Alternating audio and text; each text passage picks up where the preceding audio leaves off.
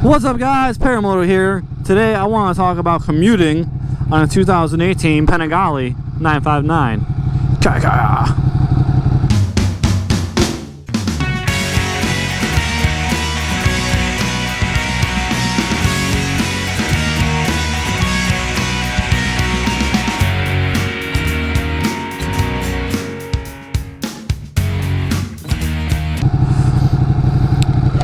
So, please make sure you subscribe to the channel. Please make sure to like the video. It helps me out a ton.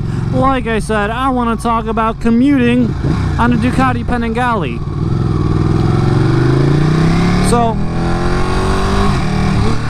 Ducatis and Panigales in particular get a lot of grief for their supposed incommutability, where people don't choose these for everyday bikes. They, choose something more practical, which I don't blame them. But I'll be honest with you, I drove 438 miles on this thing in one day. Road trip from Raleigh to Virginia Beach and back in one day, and had no problems. So if I can ride damn near 500 miles and could have stayed on longer, I'm sure this bike is good for commuting to work, back and forth to the office or whatever. Well, I'm going to tell you why I don't commute. I choose not to commute on this bike for several reasons, okay? And none of them have to do really with the bike itself.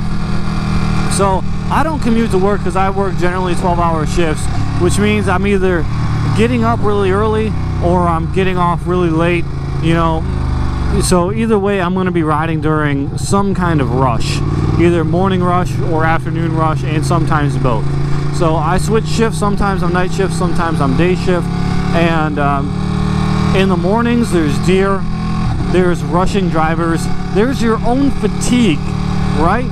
So you're not all of yourself when you're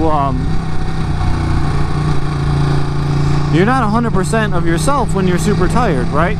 And I've had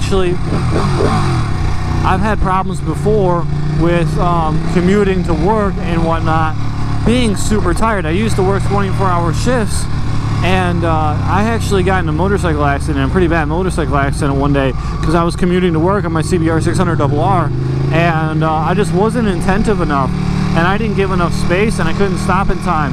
Ended up flipping the bike all the way over and slamming into the back of a bus, which wasn't fun whatsoever, but it could have been totally avoided by just being real with yourself. Like, you're going to get off this shift, you're going to be super tired, you probably don't need to be riding your motorcycle. Even though you want to, creeper, even though you want to, it's not the best idea. It just isn't.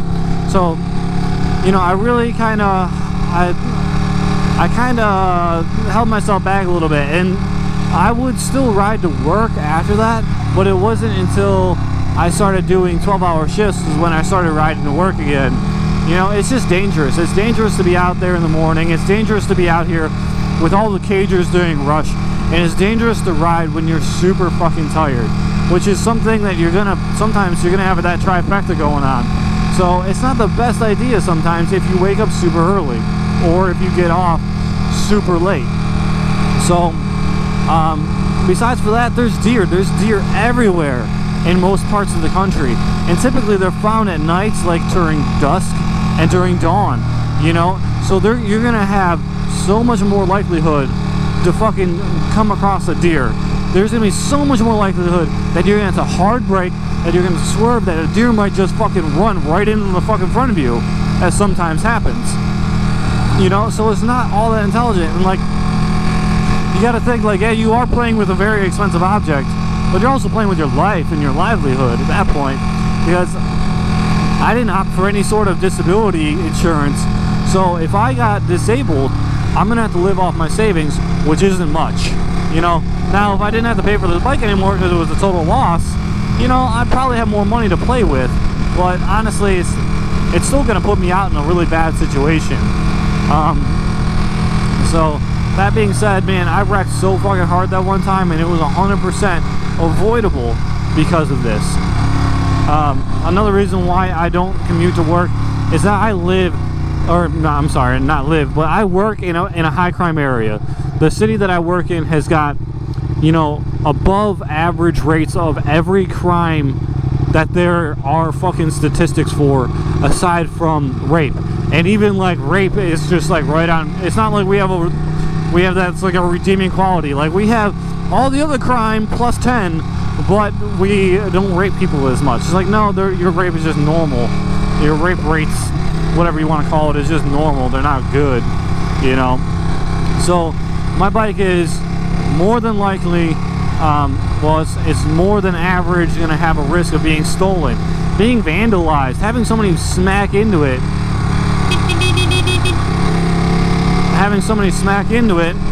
you know. And it's just, that's not something I want to deal with. That's not something I want to deal with at all. I don't want to have somebody pull out in front of me and then run from the scene, and then I'm liable for all the damages and all the injuries that I had, you know. Or I don't want somebody fucking just vandalizing it, because sometimes people are just like, they get jealous. They get jealous that somebody has a nice toy and they don't. They just vandalize it. You know, I don't want my bike to get fucking stolen either, man. That would break my fucking heart if my bike got stolen, dude. You know? And there's a new thing going around now where some rapper called everybody out, and it was just like, use paintball guns instead of real guns, because then people don't die. And it's like, well, I mean, that's noble, I guess, but I also don't want my fucking bike paintballed, you know? So, I mean, there's just a lot of risk. There's a ton of risk when it comes down to riding to work, right? And there's just a lot of risk that I just don't want to deal with. If I just take the car to work, I don't have to worry about it. Like, I don't give a shit if somebody fucking flings a paintball at my car. My car is not the nicest thing. I don't really care about four wheels. I care about my fucking two wheels. And I gotta run in the store real quick. My battery's a little low, so I'm actually gonna have to probably leave you guys here and run in. But I'll see you guys in a minute.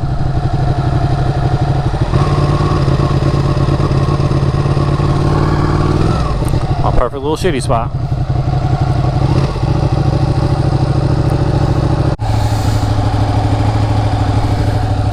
Alright guys, got my last errand done.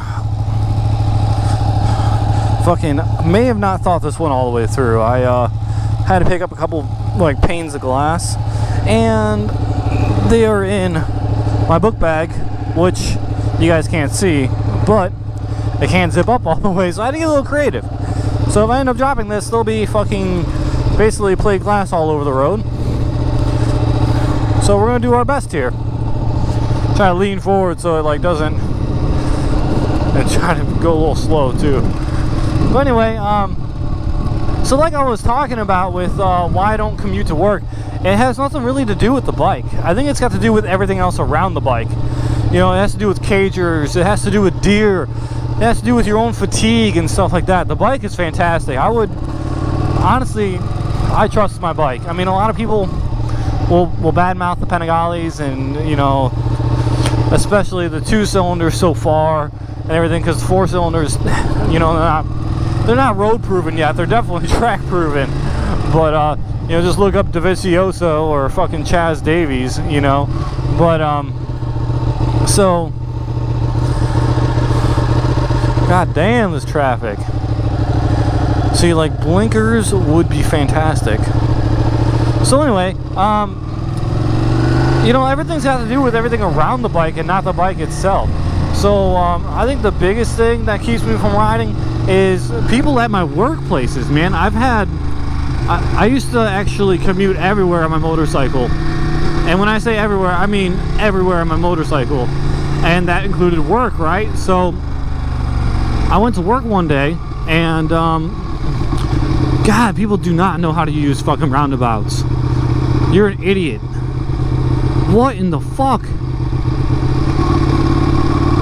Anyway, so I went to work one day, and why are you braking so much?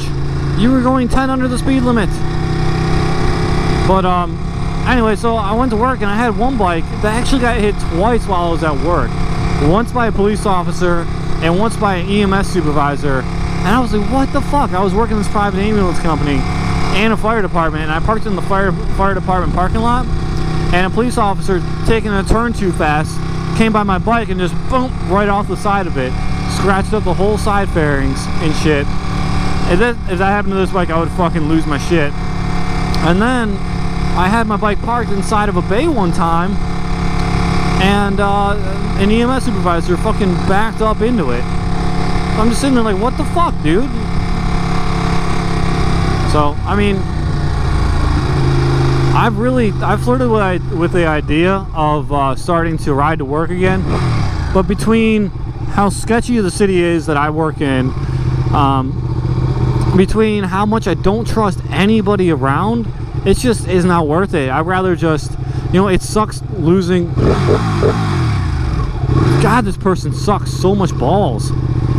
But anyway, between everything, all the factors involved, it's just not worth it, guys. You know, for me at least. If I had, like, I do plan on getting a 600 again, you know, somewhere down the line where, like, you know, it'll be my, it's raining bike, it'll be my track bike, it'll be my basically beat the shit out of it bike, right? So if I ever get that bike, I'll totally probably start commuting to work again, because it's fun. It's fun being on a bike as much of the day as you can be. Like, you know, right now motorcycles are strictly recreational for me. I'm not taking them anywhere besides for around to do errands and to go have fun with, which is good. It definitely, it brings a new dynamic into riding, because it's like, I'm not out here like riding to work, like my bike doesn't have to be maintained for work. It's just a fun thing. Like, it's always fun. So every time I see my bike, it's like I'm associated that with fun. You know, like, I'm not going to work on this fucking thing. I'm gonna go wander around and go play in traffic. And this person is going 7 miles an hour under the speed limit. It's amazing, like, how people maintain their licenses in this state absolutely fucking amazes me sometimes. People that go 10, 15 miles an hour under the speed limit, it's just fucked up.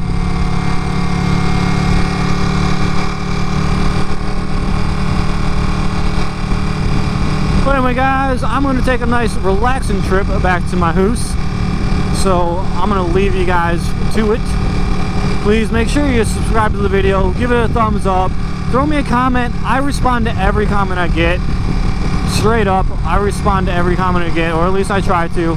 I'm sure there's a couple people that I've forgotten to respond to, but for general sakes, I respond to everybody. I love hearing from you guys. I love making videos. Until the next time, deuces.